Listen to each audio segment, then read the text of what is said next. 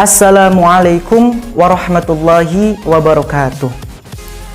Alhamdulillahirabbil alamin wa bihi nasta'in wa ala umurid dunya waddin wassalatu wassalamu ala asyrafil anbiya'i wal mursalin sayyidina Muhammadin amma ba'd.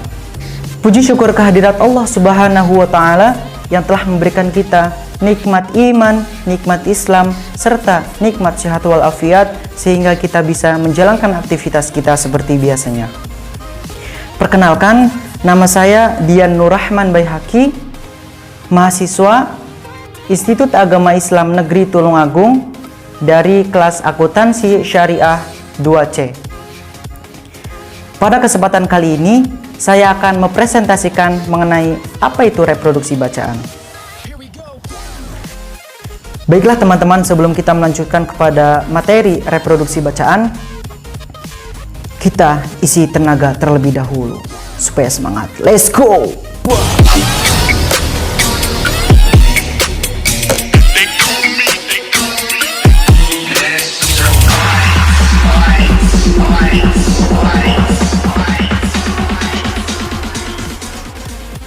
Reproduksi bacaan yaitu kemampuan membaca dan memahami topik yang hendak dibahas dari berbagai sumber bacaan dan mengolah sumber bacaan tersebut kemudian menyajikannya dalam bentuk tulisan yang berbeda dari tulisan aslinya. Kegiatan reproduksi bacaan meliputi yang pertama ringkasan, kemudian ikhtisar, selanjutnya resensi, rangkuman, sintesis, abstrak, simpulan, sinopsis. Baiklah, saya akan menjelaskan dari yang pertama, yaitu ringkasan. Apa itu ringkasan? Ringkasan merupakan sebuah penyajian peristiwa atau kejadian yang panjang yang disajikan secara singkat, atau juga cara yang baik guna memotong atau memangkas sajian sebuah hasil karangan yang panjang dan juga disajikan dalam bentuk sajian yang sangat singkat.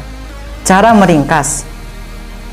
Yang pertama, untuk meringkas, kita harus membaca naskah asli, kemudian membaca gagasan utama, kemudian mereproduksi bacaan.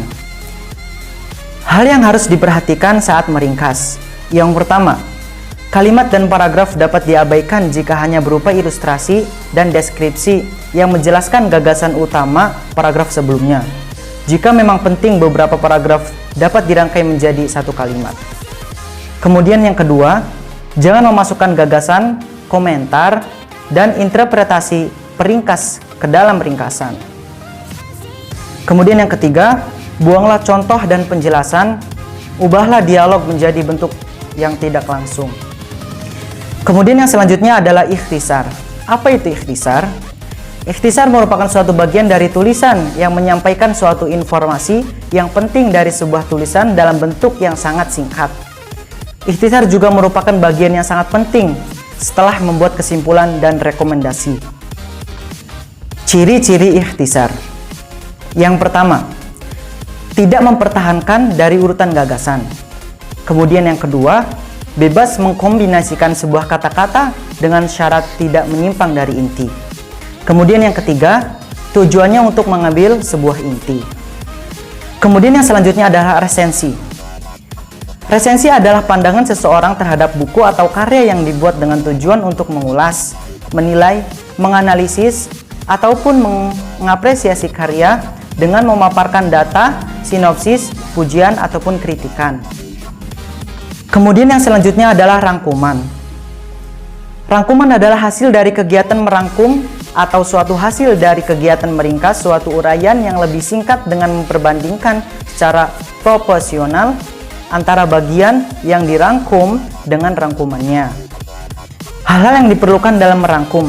Yang pertama, membaca wacana dengan cermat. Kemudian yang kedua, menandai bagian-bagian penting dalam bacaan.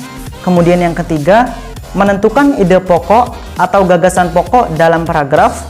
Kemudian yang keempat, menuliskan ide pokok atau gagasan pokok dalam kalimat yang efektif. Baiklah, kemudian yang selanjutnya adalah sintesis. Sintesis adalah suatu tulisan utuh dan baru mengenai rangkuman dari berbagai sumber rujukan mengenai pengertian ataupun pendapat. Rangkuman tersebut disusun menjadi suatu tulisan baru yang mengandung satu kesatuan yang sesuai dengan kebutuhan penulis. Cara membuat sintesis. Yang pertama, membaca sumber rujukan secara cepat dan kritis. Kemudian yang kedua, meringkas gambaran umum dan rancangan yang dipilih dalam sumber rujukan berkaitan dengan topik yang sedang dikerjakan. Kemudian yang ketiga, mencatat pokok pikiran yang berkaitan antara gagasan penulis dengan gagasan yang ada dalam sumber rujukan yang dibaca.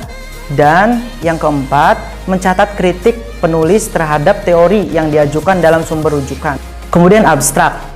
Abstrak adalah suatu ringkasan isi dari suatu karya tulis ilmiah yang berfungsi sebagai alat bantu seseorang pembaca agar bisa mengerti inti dari tujuan seseorang penulis. Kemudian simpulan. Simpulan adalah bentuk ringkasan yang mengungkapkan gagasan utama dari suatu uraian atau pembicaraan dengan memberikan penekanan pada ide sentral juga menyelesaikan dari permasalahan yang diungkapkan. Kemudian yang terakhir adalah sinopsis.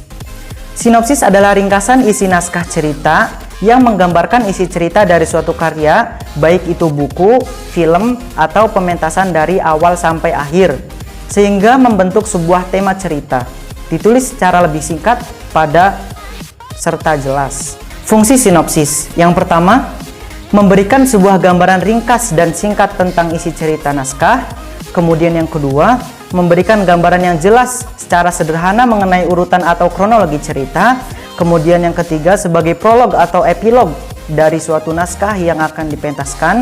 Kemudian yang keempat, sebuah draft pedoman bagi pemain atau pemeran untuk melakukan improvisasi. Hal yang dibutuhkan saat akan membuat sinopsis. Yang pertama, untuk mempermudah langkah awal, tentukan terlebih dahulu temanya yang berisikan tentang gagasan utama dari cerita novel tersebut. Kemudian yang kedua, alur atau jalan cerita, di mana tempat dan waktu terjadinya sebuah peristiwa. Yang ketiga, penokohan yaitu pelaku dalam sebuah cerita. Baiklah, itu tadi yang dinamakan dengan reproduksi bacaan. Semoga apa yang telah saya sampaikan tadi bisa bermanfaat bagi kita semuanya.